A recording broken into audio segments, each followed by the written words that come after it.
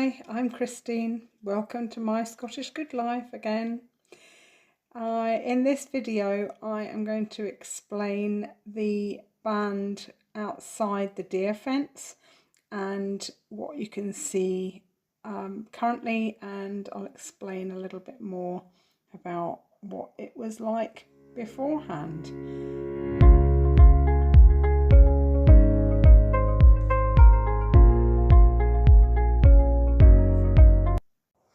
Yes, so this is looking east, and you can see it is the outside of the deer fence. I decided to leave about 10 metres on the outside so that it didn't look like Caldert's on the path, the shared path which runs between me and the other woodland owners, and also because I knew I might be wanting to get pigs on the inside of the fence, and I thought, well, I wanted to start planting something out here. It didn't quite work out like that, but it doesn't matter, because I think in a way it's quite interesting to see the difference between the two zones, inside the fence and outside the fence, where the deer can get to.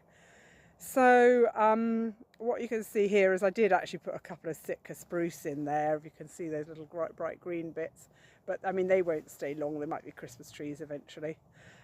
This section here was very boggy, as you can see, which is fine, although that wasn't natural really, because the digger, the excavator that had to lay the land, the correct sort of formation for the land for the fence, had to dig and move all the stumps. As you can see, there is a line of stumps running along on the inside of the fence there, leaving quite a boggy bit here. And then rushes have taken hold, but in this section there are gorse that are coming up, which should be fine. I mean, if it gets out of hand, I could always chop them back, but at the moment I'm quite happy with that. There was a load of Chucky's sort of grade 2 ground cover, which ended up getting chucked in here, which I was a bit sad about because it was supposed to be for my central path. But anyway, it looks like it's probably going to have to stay, but at least that way you kind of know that there's a bit of solidity there and things can get a grip of something, so perhaps it's not such a bad thing.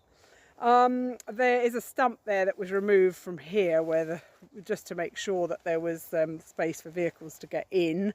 I didn't really want vehicles in the woodland, but actually it is practical to get, it was for the arcs and things like that, which I can show you later. I've used milk bottles like this sometimes to protect self-seeded oak seedlings. So there's a little oak seedling in there who's probably lost his leaves now, but and then here, there are the Scots pines that we've just put in. I'm hoping they will survive, because obviously, they've got enough moisture in that soil right now, but during the summer that could potentially dry out. But if they went into these holes, which we were going to plant them in, Neil Smith and I had discussed it.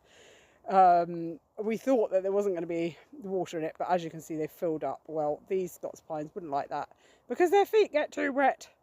This is a willow which my friend Colin discovered on the first year after the fence was put in, and he said we better protect it. So put this chicken wire around it, and now it's high enough and it will be protected from the deer, because of course the deer would have made a right meal of that and it might never have come back. So I'm chuffed to bits with that.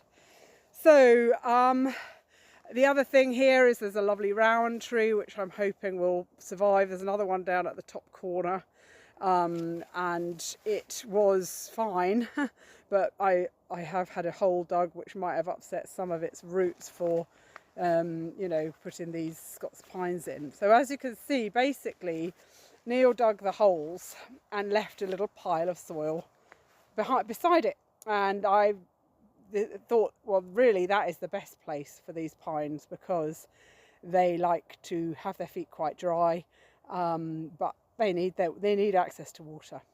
The forestry lady who came, Isla, with Russell, had said that if you notice this grass growing here, it is an indicator of where Scots pines like to grow.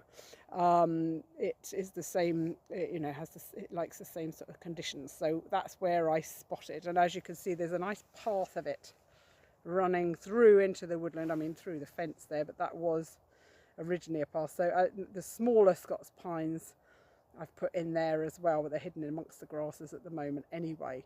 So on the outside there's 23 Scots pines running along this side of the deer gate, and then 23 on the other. So there's basically 46.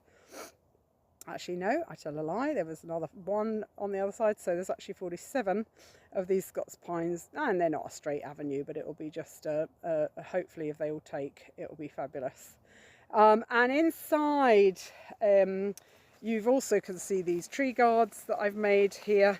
And I've got some broadleafs in there, so I've got various ones. I've got there's 12, I think, or 13 of these running along the outside, and this one is a small leafed lime, this one, and there is a couple of oaks. There's a couple of copper beeches, and chestnut, and again aspen, large leaf lime, and other ones as well. So anyway, it's just an experiment. Hopefully they live great long lives and that, but that is what you can see. That these posts were put in chicken wire that I had rescued or recycled from inside the woodland, and made protection against the deers, and then put these extra pieces on top, which should give it a bit of longevity for to get the trees going. And if I go in a bit more, you should be able to see that's the little tree in there.